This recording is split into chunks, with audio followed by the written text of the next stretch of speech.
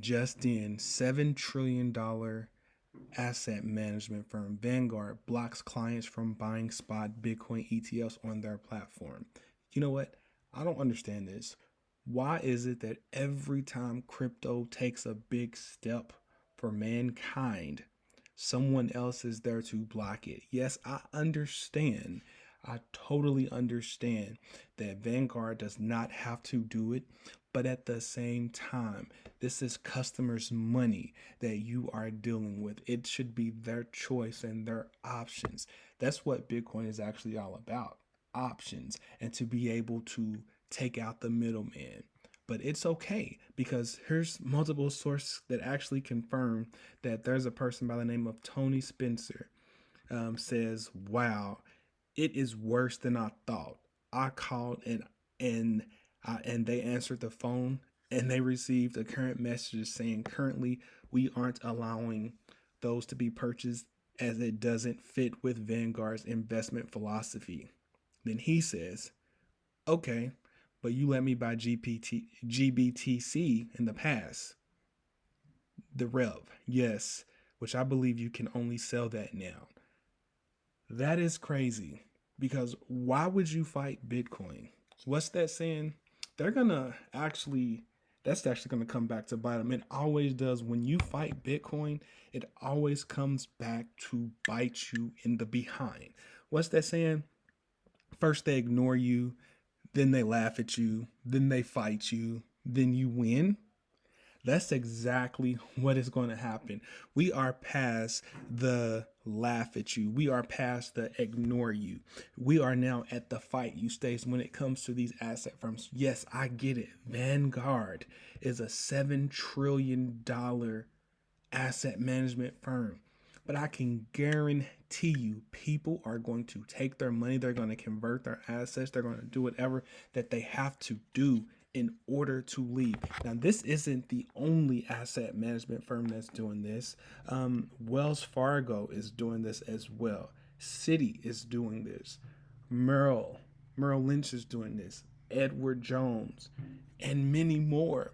But like I've always told y'all, there's options. There's always options. Just because one asset firm's not doing it, you can always pack up and go somewhere else. And this is where it's going to hurt them, because when they realize that the people want Bitcoin, when they realize that the people want exposure, when they realize that there's really nothing else that they can do, because the SEC was in that same mind frame where their hands were tied, where the U.S. District Court said, no, you need to relook at these Bitcoin spot ETFs because they've been asking for this for far too long. You may not be for it, but it's what's right for the people. And if you're not right for the people, then you might as well forget about it, because there's other competition out there that will indeed give the people what they want. And that other competition are those 11 asset management firms that we've been discussing that got their Bitcoin spot ETFs approved. I can guarantee you people will be going over there and very soon. Now, what I thought was pretty neat, because VanEck has been really on the move. Like, they actually reposted a tweet that they've done back in October, on October 10th, 2023, and it has over 37K views. We are VanEck. We are not Vanguard. This is a completely different company. And yo, the person behind this, I know it's an intern, but they are hitting the money on the spot. Like, I would feel really sad if I were those other firms, because people are packing up and leaving. People want Bitcoin. This is the most professional way to get it. Do I believe the markets will be manipulated? Yeah, but that's the thing. Like, everything in this world is manipulated. And just in also, ETF trading volume surpasses 3.5 billion, according to Yahoo Finance. Where do you think everybody's going to go?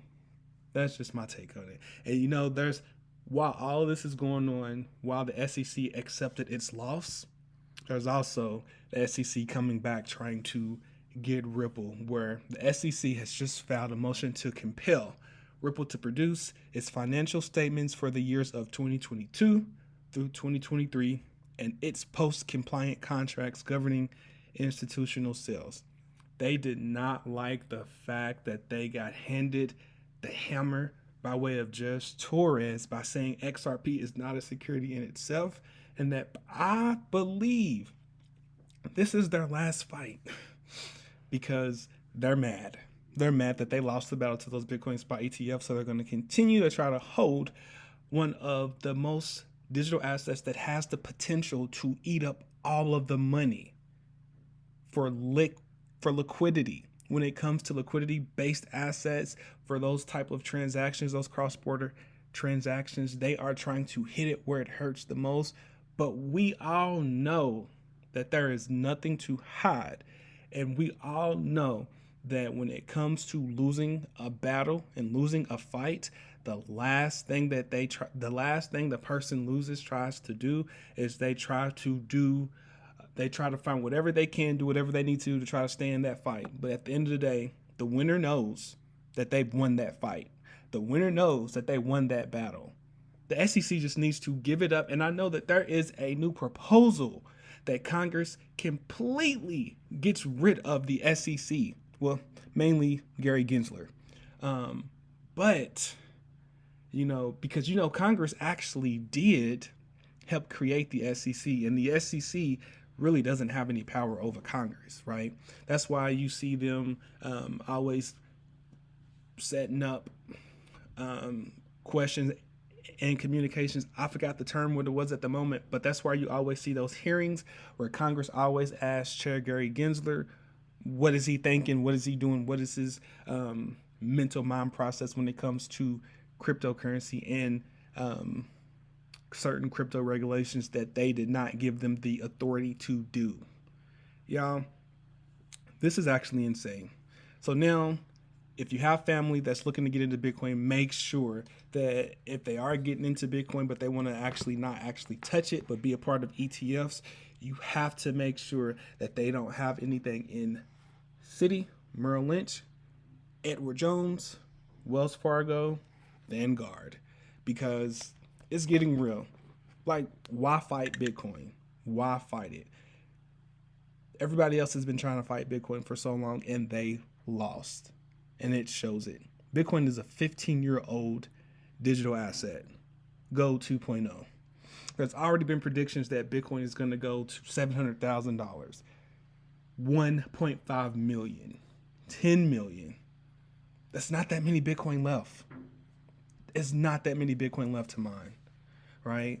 Total mined about 18,000. Between those 18,000 and 3 million are completely lost. Let that sink in. Bitcoin is scarce. And when the Bitcoin halving comes up, it drops it down from 6.25 to 3.21 or something like that. 3 Bitcoin. It drops from 6 to 3. And that's when we hit 750,000 blocks mined. That could either be this April or this May. So let that sink in. Stuff is happening. The SEC is losing. Ripple is winning. XRP is going to be declared one of the most pristine digital assets. Bitcoin is already up there as being one of those pristine digital assets that's not going to go away, right? Ether will be one of those digital assets that won't go away. There's so many digital assets in the entire world right now. 99% of those digital assets will be gone. Will be deemed inoperable. Will not be regulatory compliant. So why fight Bitcoin? Bitcoin's already solidified itself as one of the greatest digital assets of all time, of this generation. But that's just my take on it, y'all. So much stuff going on. We got Bitcoin predictions. We got Bitcoin volume spikes. We got certain asset firms not allowing Bitcoin ETF transactions to go through by way of blocking it. It's just so much, y'all. People are upset. People are fighting it. People are ignoring it. But guess what? Bitcoin's only going to get bigger. All right, y'all. If y'all stick around this long, please make sure you hit the like and the subscribe button and click that notification bell so you will be notified any and every time I post another video. I will see you and everybody else on the next one. Peace. Flying, I'm pure, isolation, finding